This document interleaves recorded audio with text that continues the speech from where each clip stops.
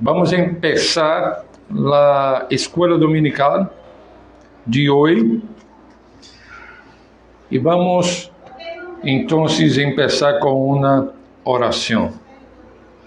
Vamos orar. Padre, graças por esta manhã.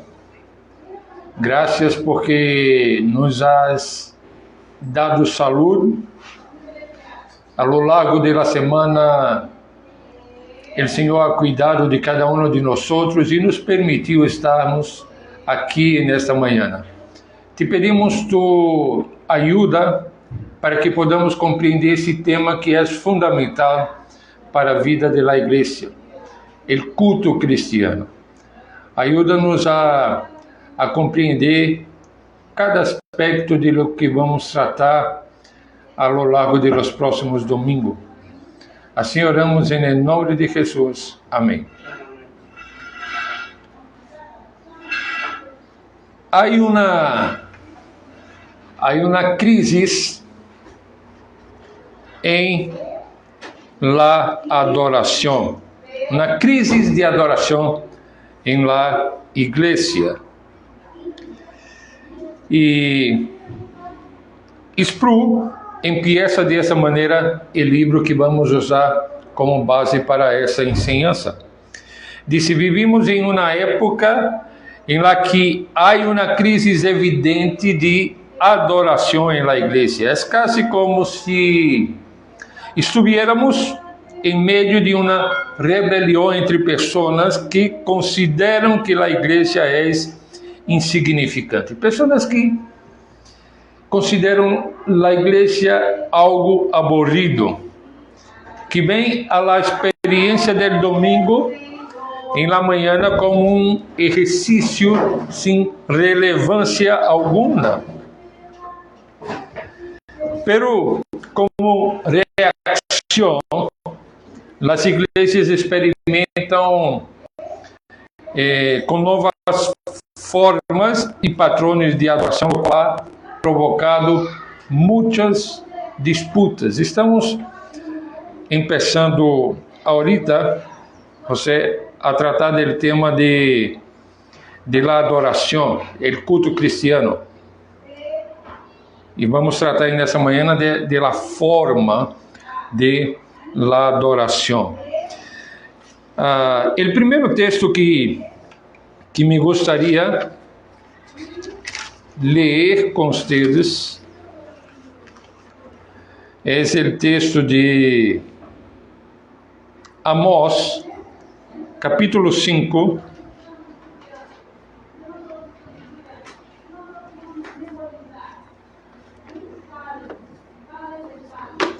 Amós, capítulo 5,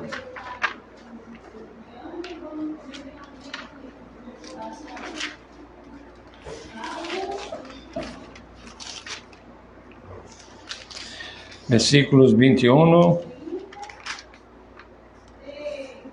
e 21 hasta el 23.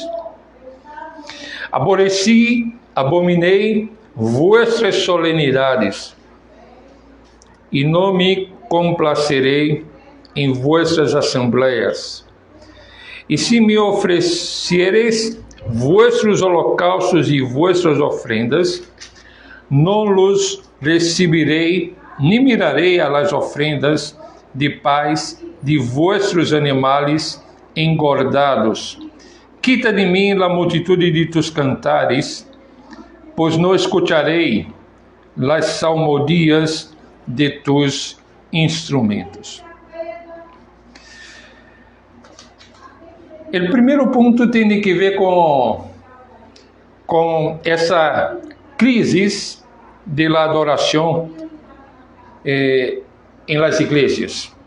Pessoas que miram a la igreja como algo aburrido, algo sem relevância, algo que los empurram a buscar novas experiências, novas formas de adoração. Pero mais adelante nós vamos a ver que o problema en sí no es la forma, pero lo más, el punto principal del tema es esta adoración vacía. Esta adoração, como descrita aqui no livro de Amós, capítulo 5, versículo 23, que leemos há pouco. Deixa-me ver.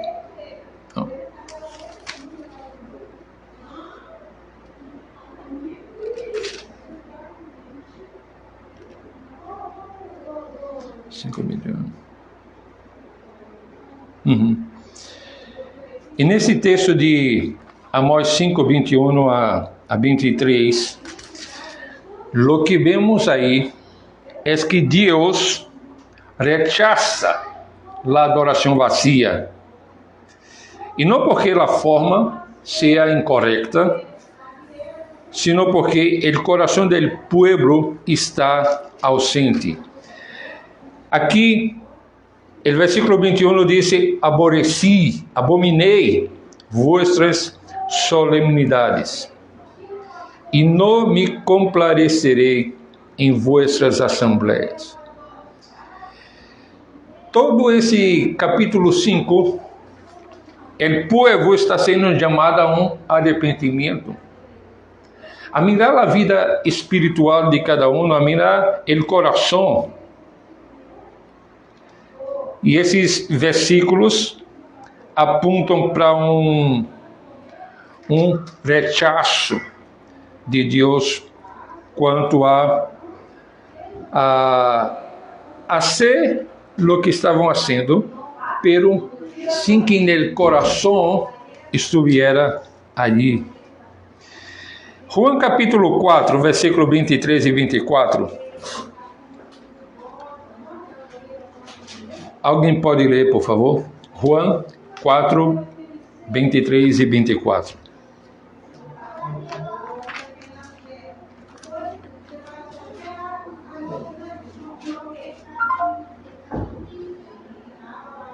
Dios es espíritu y los que le adoran en espíritu y en verdad es necesario que le adoren.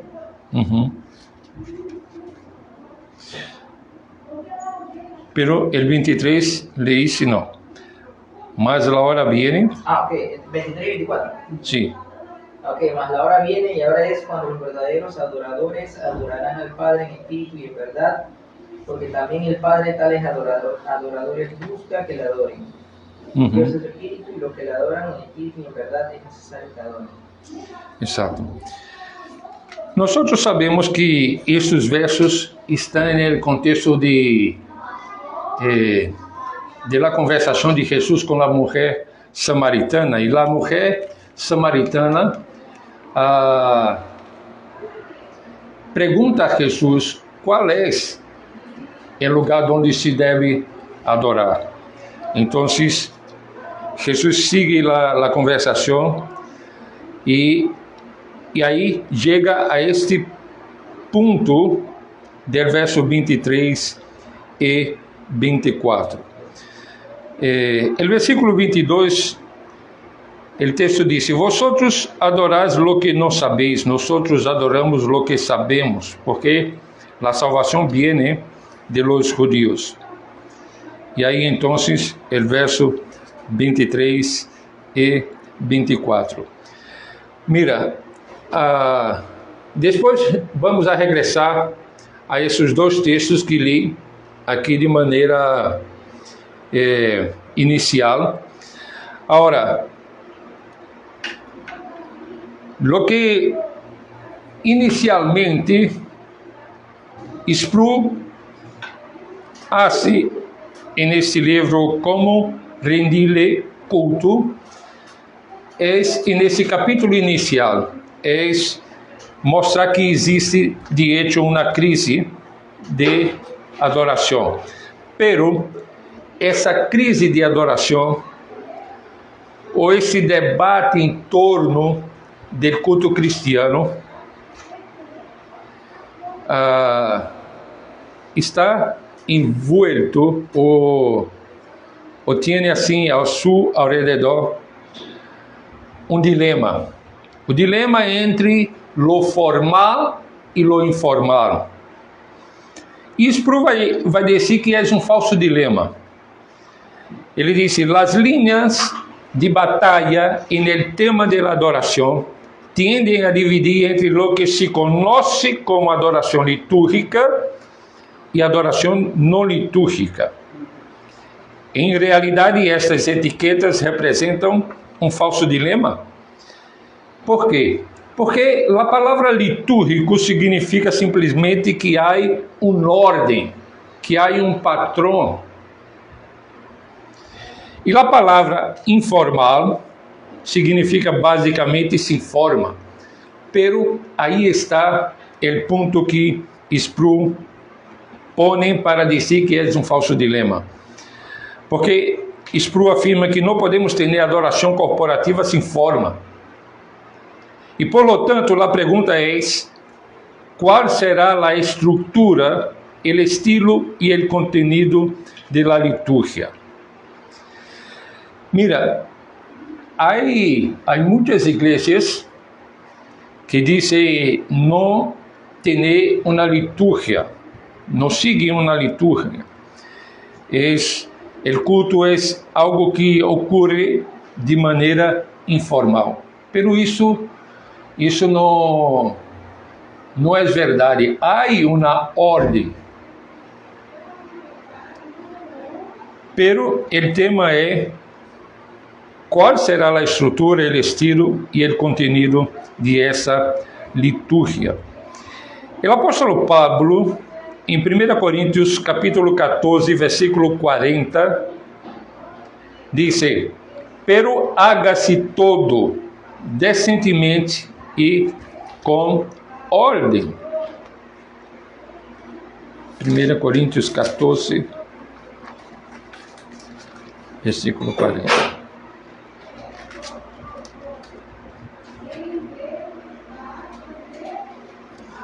Haga-se todo decentemente e com ordem.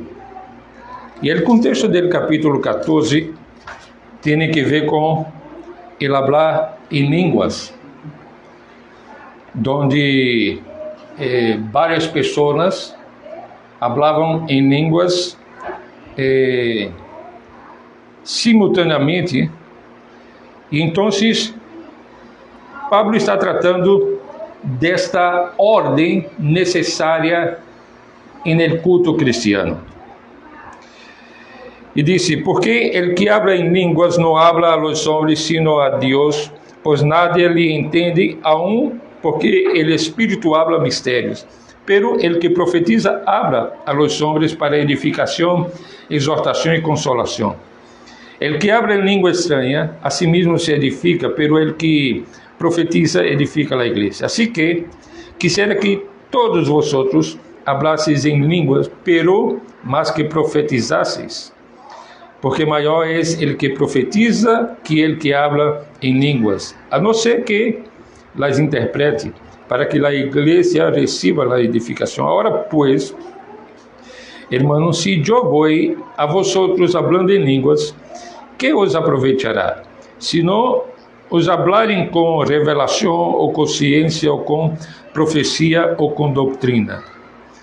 Certamente as coisas inanimadas que produzem sonido como a flauta ou a cítara, se não dierem distinção de vozes, como se saberá lo que se toca com a flauta ou com a cítara? E assim, sigue. Versículo 10, tanto as classes de idiomas há seguramente no mundo, e nenhum de eles carece de significado. Pero si yo ignoro el valor de las palabras, serei como extranjero para el que habla, y el que habla será como extranjero para mí. Entonces, en este contexto, el apóstolo Pablo habla de la necesidad del orden en el servicio cristiano, en el culto. Claro que o apóstolo está a partir desde o capítulo 12, passando aí ao 14, hablando de los dones espirituales y de la necesidad de orden también en el culto cristiano. Em Colossenses 2:23, vamos a ver o que diz? Colossenses 2:23.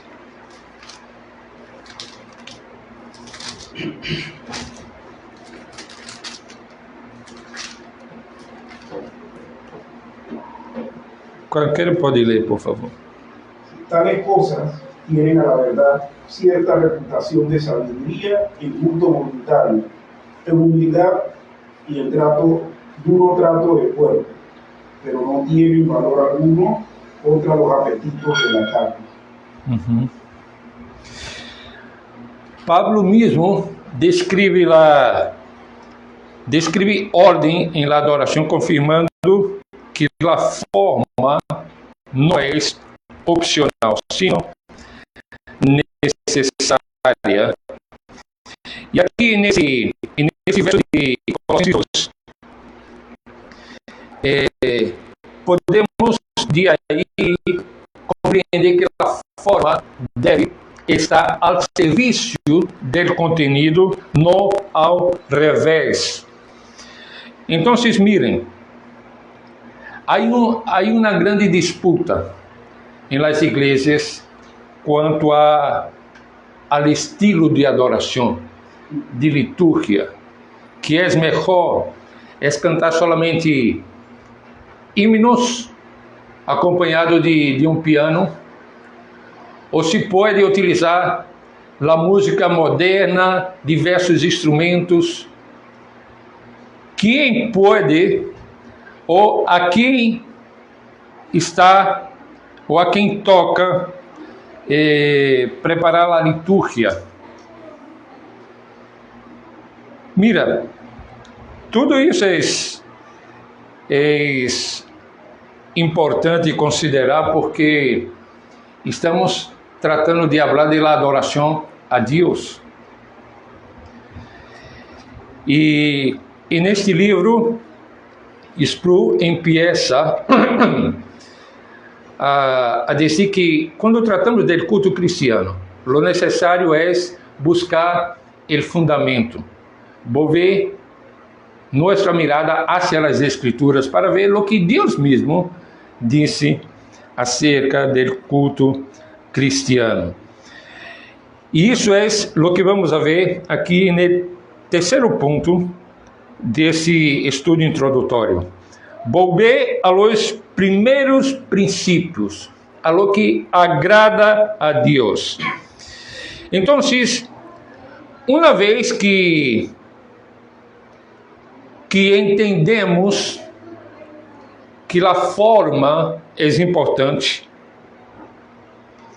ou que hemos decidido uma forma, devemos perguntar-nos se é uma forma legítima ou não. E para encontrar a resposta a essa pergunta, necessitamos regressar a los princípios, a los fundamentos, e buscar o que Deus quer que hagamos em la adoração pública. E o ponto central aqui não é o que nos estimule e emocione a outros, porque de hecho, a vezes, é isso que as pessoas buscam em um culto cristiano, não? Algo que estimule, algo que emocione. E muitas vezes pessoas saem do culto e dizem: eu senti a presença de Deus. Mira, o sentimento em la vida cristiana, en el culto cristiano, não é algo sem importância, pero não é o que define a presença de Deus ou não. Não é o que define se foi agradável a Deus ou não. Nossa preocupação primordial tem que ser o que agrada a Deus. Nos reunimos publicamente para adorar a Deus. Então, o centro da adoração é o próprio Deus. Não somos nós. E por isso que a importância de uma liturgia que seja bíblica, que seja orientada por as Escrituras. Quais são os... Mais adelante, em outras classes, vamos a ver quais são os elementos de culto. Há elementos secundários, pero há os elementos que são fundamentais em las Escrituras. Então, a pergunta que devemos fazer é esta: se Deus mesmo desenhara a adoração, como seria? E mira, aqui há um outro tema que devemos considerar no seguinte ponto, que tem que ver com a continuidade e descontinuidade entre os testamentos. Pero, neste momento que estamos tratando del fundamento, vamos virar Deuteronômio capítulo 12, versículo 32.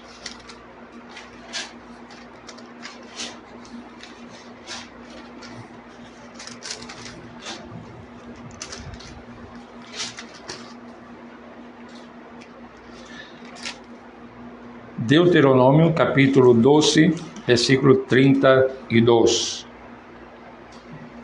Dice: cuidarás de hacer todo lo que yo te mando. No añadirás a ello, ni de ello quitarás. Eu quero ler outro texto e depois vamos comentar estes dois textos. Éxodo 25, 9.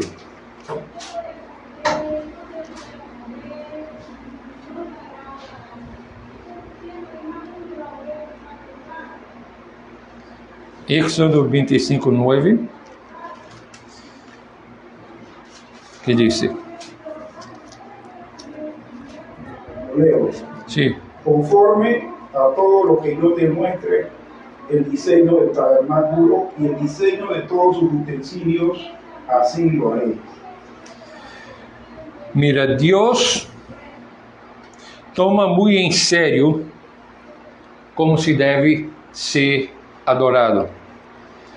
E Deus mesmo deu o desenho de como seu povo deveria adorá-lo.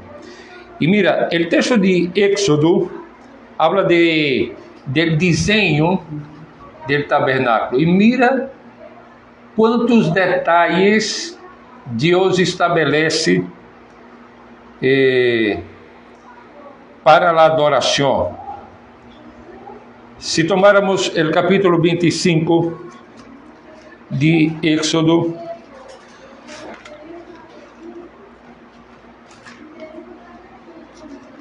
vamos a ver muitos detalhes que têm que ver com, não somente com a estrutura do tabernáculo, cada peça do tabernáculo, como por exemplo o arca do testemunho, a mesa para o pão de la proposição, o candeleiro de ouro, a roupa também de los sacerdotes. Então, Deus ha desenhado no Antigo Testamento uma forma na qual o povo deveria seguir, e por isso essa advertência de Moisés em Deuteronômio: cuidarás de fazer todo o que te mando, não añadirás a ello, nem de ello quitarás. E aqui que vem o ponto no debate sobre a adoração. E aqui Sproul hace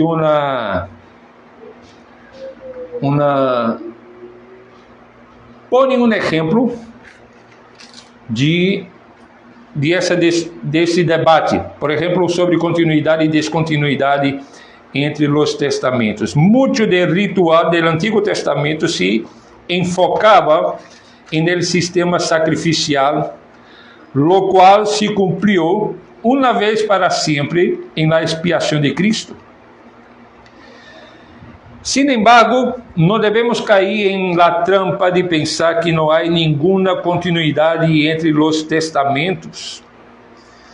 Mira, por un lado, los judaizantes, que Pablo sempre advertia a igreja em suas cartas contra eles, defendiam a continuidade do Antigo Testamento em todo. Por outro lado, temos conhecimento de la herejia de Marcion, que ensinava que o Deus do Antigo Testamento é diferente do Deus do Novo Testamento. E isso, delante da heresia de Marcion, e disse os estudiosos que Marcion foi o primeiro a apresentar cano da Bíblia, pero hizo vários recortes para mostrar essa descontinuidade entre os dois testamentos. Então, imagina como deve haber quedado o Novo Testamento, porque há várias menções do Antigo Testamento e no Novo Testamento. Pero isso levou a igreja a afirmar a ensinança escritural de que Deus é imutável, que seu caráter não cambia. Assim que, se bem temos algo de descontinuidade, há uma continuidade permanente e que devemos poner a atenção em isso. Hebreus 10, de 1 hasta 10, vamos a ver o autor de Hebreus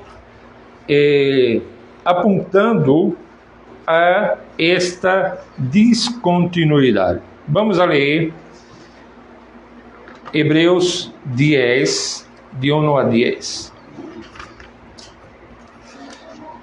Podemos cada um ler um verso. Porque la ley, teniendo la sombra de los bienes venideros, no la imagen misma de las cosas, nunca puede. Por lo mismo, sacrificios que ofrecen continuamente cada año, hacer perfectos a los que se acercan. De outra maneira, cessariam de oferecer-se, pois los que tributam este culto, limpios uma vez, não tendriam jamais consciência de pecado. Pero en estos sacrificios cada año se hace memoria de los pecados. Porque la sangre de los toros y de los machos cabríos no puede quitar los pecados. Por lo cual, entrando en el mundo, dice: sacrificio ofrenda no quisiste, mas me preparaste el cuerpo. Holocaustos e expiações por el pecado não te agradaram. Entonces dije, he aquí que vengo, oh Dios, para hacer tu voluntad, como en el rollo del libro está escrito de mí. El 8 sigue. Sí. Sim. Diciendo primero, sacrificio y ofrenda y holocaustos y expiaciones por el pecado no quisiste, ni te agradaron, las cuales cosas se ofrecen según la ley. Y diciendo luego: he aquí vengo, oh Dios, para hacer tu voluntad, quítalo primero para establecer tu voluntad. E nesta vontade somos santificados mediante a ofrenda do corpo de Jesucristo, hecha uma vez para sempre. Irmãos, creio que nós já hemos entendido que o autor de Hebreus não está sostenendo uma descontinuidade absoluta entre os dois testamentos. O que vemos aqui é algo que o autor está tratando de mostrar que o sistema sacrificial, o qual era parte da adoração cristiana no Antigo Testamento, da adoração do povo de Deus no Antigo Testamento, se cumpriu em Jesus Cristo.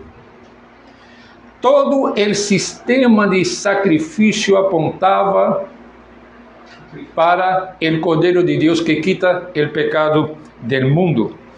Entonces, sí, nosotros reconocemos que hay descontinuidade, pero que também há continuidade. Podemos mirar hacia o Antigo Testamento e de allá aprender princípios que guiam o povo de Deus em adoração hasta nossos dias. Agora, miremos a Malaquias 3:6.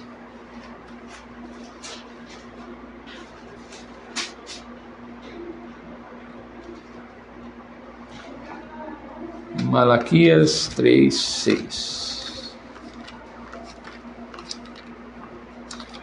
Eu vou ler para vocês. Porque eu, Jeová, não cambio. Por isto, hijos de Jacob, não habéis sido consumidos.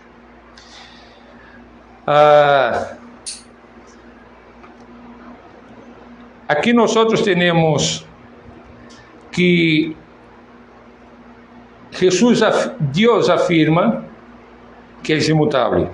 O texto está falando da imutabilidade de Deus. Quando vamos a Hebreus 13:8, diz que Jesucristo é o mesmo ayer e hoje e por os séculos. Romanos 15:4 diz porque as coisas que se escreveram antes da nossa enseñanza se escreveram. Então, apontam para a continuidade entre os testamentos. Temos a descontinuidade, mas também temos continuidade entre ambos. O livro que devemos considerar antinomianismo. E aí então se discute, não conozco a nadie hoje em dia que ensine um marxismo puro, pero sua herejía sigue viva en Bélgica con nuestro descuido sin precedentes del Antiguo Testamento. E aqui Spru identifica isto como a causa de uma crise de moralidade da Igreja e a presença dominante de uma teologia e um sistema de comportamento antinomianos. E então, que quer dizer este peligro do antinomianismo? São aqueles que rechazam completamente a lei de Deus encontrada no Antigo Testamento. E mira, isso é uma realidade de nossos dias. Há muitos que miram as Escrituras e dizem: bueno, nós somos a igreja e a igreja deve guiar-se e orientar sua vida, sua adoração, sua missão a partir do Novo Testamento. Porque Cristo ha cumprido todas as coisas, então o Antigo Testamento já não nos serve, já não nos guia. Pero isso é uma falsa ensinança, hasta porque em Timoteu vamos ver que as Escrituras são inspiradas por Deus e úteis para a ensinança, dentre outras coisas que o texto habla. Então, estes que rechazam o Antigo Testamento como importante para a vida da igreja hoje, estão neste grupo de antinomianos. E mira que diz Romanos 3:31.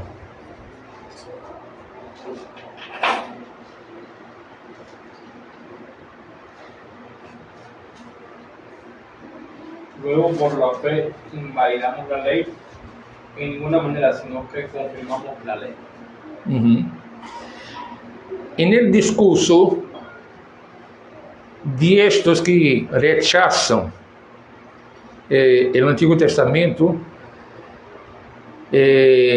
se refleja a mala compreensão que se tem entre estes dois temas de lei e graça. Muitos miram o Antigo Testamento como lei e o Novo Testamento solamente como graça. E se olvidam que no Antigo Testamento temos lei e graça, assim como no Novo Testamento temos lei e graça. A graça não anula a lei. Lo que a graça hace é confirmar a lei. Também, Pablo, falando a los Romanos capítulo 6, diz, de maneira que a lei, a verdade é santa e o mandamento santo, justo e bueno.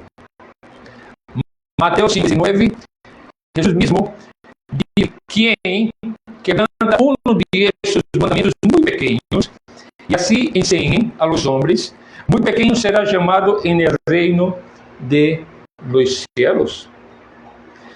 Hermanos, se dan cuenta de que esta crise é real, hace parte da realidade cristiana de nossos dias, e lo que falta para estes que han tenido uma mala compreensão de lei e graça, lo que falta é mirar as escrituras, reconhecendo que há descontinuidade e continuidade, e que há graça também no Antigo Testamento. Pastor, ¿a qué le podemos deber esa idea de continuidad que hay en la actualidad? O sea, yo me pongo a pensar, cuando la reforma vino, creo yo que esa idea de continuidad no se presentó en lo que formularon los reformadores. O sea, pienso más bien que eso es algo moderno. Entonces, ¿a qué le debemos? ¿Qué fenómeno fue que se dio en el cristianismo que provocó esto? O sea, al fin. El dispensacionalismo y el fundamentalismo evangélico. No, pero el dispensacionalismo viene antes. Porque en realidad, desde lo que entiendo, el fundamentalismo no es malo. Porque era una respuesta en cuanto al liberalismo teológico. Exacto. Entonces ellos establecieron los fundamentos. Sí. Pero el fundamentalismo al final te dice eso mismo, que la ley... Pero en realidad se le dio una idea negativa a la palabra fundamentalismo como sinónimo de legalismo. Porque en realidad el fundamentalismo era una respuesta al liberalismo teológico. Entonces se establecieron los fundamentos de que Jesús nació de María Virgen, etcétera, etcétera, ¿no? Entonces ya después nacimiento virginal, sí, de racia, etcétera. Entonces después ya se le da como un contexto negativo a la palabra fundamentalista como sinónimo de legalismo. Pero entonces ¿no será que en ese mismo movimiento que fue bueno en un inicio terminaron teniendo posturas legalistas? Porque acuérdate que el dispensacionalismo es el que es, ¿cómo es que es la palabra, pastor? Porque la teología del pacto es de la continuidad. Sí. Pero tenemos el otro extremo que es el dispensacionalismo, que es de la discontinuidad. Que te separan como en siete administraciones. Sí, en las 7 dispensaciones. Y ellas no se conectan como lo entendemos en la teología del pacto, que una cosa diferente que sucede ahora. Como si Dios estuviera respondiendo a algo que se les escapó de la mano y entonces ahora tiene que hacer otra cosa. Sí. Bueno, entonces eso sí es bueno aclararlo y que podamos, bueno, en cierta manera ser agentes de claridad, ¿no? Porque es como conversábamos el jueves del hermano por el que preguntó el pastor Raimundo. O sea, a pesar de que él viene de extracto metodista, él está prácticamente contaminado de eso precisamente. Y ha sido bastante difícil para él y para uno también poderle aclarar esas cosas porque él está aferrado a eso que fue lo que prácticamente él aprendió mientras estuvo activo pues, en las cosas del Señor. Sí. Ahora mira que en el período de la Reforma Protestante había crisis de la adoración, había crisis del culto. Y el intento de los reformadores no sería romper completamente con la iglesia, sino llamar la atención otra vez a las escrituras, porque el culto, la adoración estaba vaciándose cada vez más, como, digamos, en esos textos del Antiguo Testamento, el corazón ya estaba lejos del Señor. Ahora, claro que no tenía, porque ese tema de ley y gracia, Lutero trata muy bien. Creo que uno de los mejores que he leído en el trato de esa relación entre ley y gracia. Entonces, aunque no podemos decir que esse problema de la mala compreensão entre lei e gracia fuera algo fuerte o que impulsou discussões entre os reformadores, já estava por aí. Tanto que Lutero tem que escrever acerca desses dois temas. Agora, creio que, como mencionou José, isso tem consequência com a teologia dispensacionalista e mira, o problema trata dessa forma externa de la religião, como também trata de legalismo. Então, a própria liturgia pode se tornar legalista, como um fim em si mesmo. Ou pode ser que reflete simplesmente uma religião externa, como vemos em los fariseus, que eram celosos de la lei, pero el corazón estava lejos de Deus. Então, eu imagino, César, e minha maneira de compreender mirando a história, é que é algo moderno, mas não necessariamente de nossos dias atuais solo. Já vem sendo aí tratado de alguma maneira por vários autores. E esse tema do culto cristiano, irmãos, em nossos dias, se põe cada vez mais necessário de falar e de ensinar. Porque as pessoas têm acesso a diversos tipos de liturgias em várias igrejas. Das mais, enfocadas no próprio homem, com suas músicas que falam mais de eu do que de Deus. Há liturgias que têm danças, bailes em seu programa de adoração pública.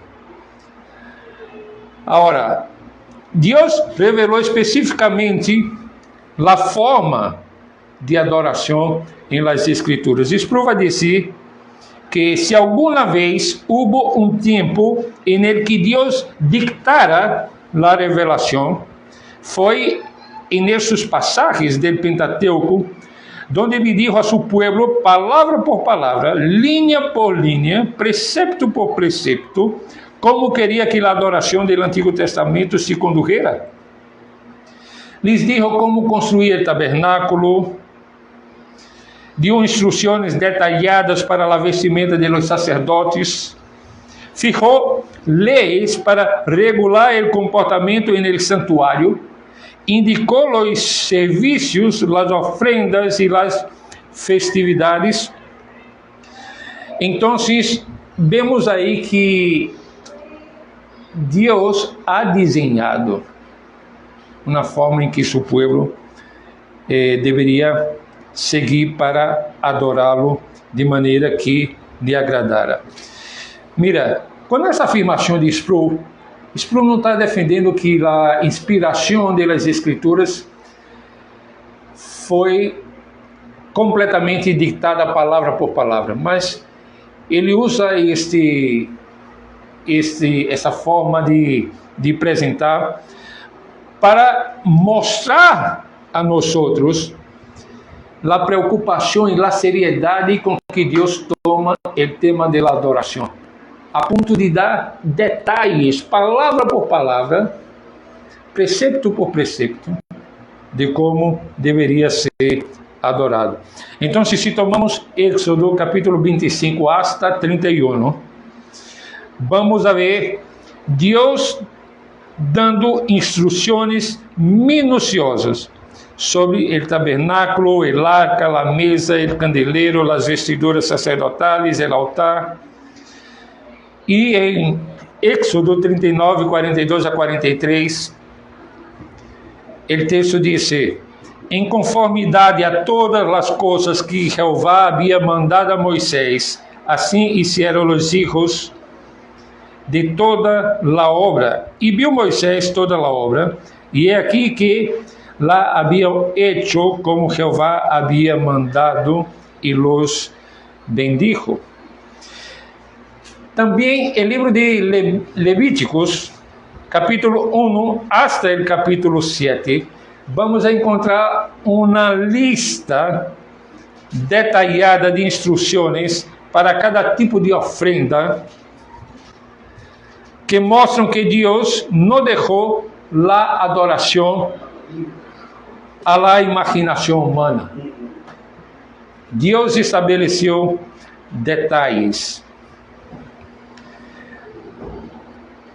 Agora, o último ponto que quero tratar aqui com vocês, hasta porque já está em la hora, tem que ver com os princípios do Antigo Testamento para a adoração do Novo Testamento. E aqui Sproul disse: se há descontinuidade, não temos um templo agora. El velo del lugar santíssimo se ha roto. Não hacemos ofrendas en el altar del sacrifício hoje em dia, pero há continuidade. Creio que podemos discernir princípios em los patrones de adoração que Deus revelou desde o cielo a su pueblo en el Antigo Testamento, e que esses princípios podem e devem dirigir patrones de nuestra adoração. Romanos 15, versículo 4, eu mencionei há pouco. Vamos a ler outra vez. 15:4. Porque las cosas que se escribieron antes para nuestra enseñanza se escribieron a fin de que por la paciencia y la consolación de la Escritura tengamos esperanza. Então, uma vez mais, o Antigo Testamento tem sua importância para a vida da igreja hoje. Há princípios, há coisas que Deus registrou, inspirou os autores bíblicos e que servem, assim como serviu no tempo do apóstolo Pablo, para nossa enseñanza, para consolação nossa, para que tenhamos esperança. Então, não podemos, assim como muitos cristianos fazem, de rechazar o Antigo Testamento. Irmãos, nesta parte introdutória, todavia, tendríamos dois pontos que são fundamentais.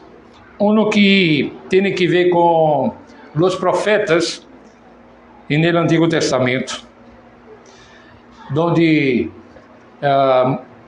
acerca de los profetas, muitos dizem que os profetas eram revolucionários, pero mais que revolucionário, seria melhor entendê-los como reformadores de seu próprio tempo, que estavam usados por Deus para chamar o povo de Deus ao arrependimento e a fé, chamando a seguir as ordenanças e a enseñança do próprio Deus.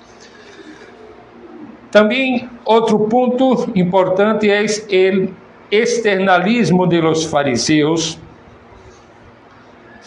onde Jesus também poderia ser considerado como um reformador de seu tempo. O exemplo por excelência de esse externalismo em la Bíblia são os fariseus, que seguiam todos os ritos externos, todas as liturgias que Deus havia mandado, pero seus corações não estavam em meio. E por fim, vamos a ver com mais detalhe o que estou mencionando na próxima classe. E por fim, concluímos com o texto de Juan 4, quando Jesus habla com a mulher samaritana, dizendo que Deus busca adoradores que o adorem em espírito e em verdade. Bueno, isso é solamente uma introdução que Spru nos oferece nesse livro, Como Rendir-lhe Culto. E creio que em los próximos capítulos do livro podemos profundizar cada uma dessas áreas que hemos mencionado aqui.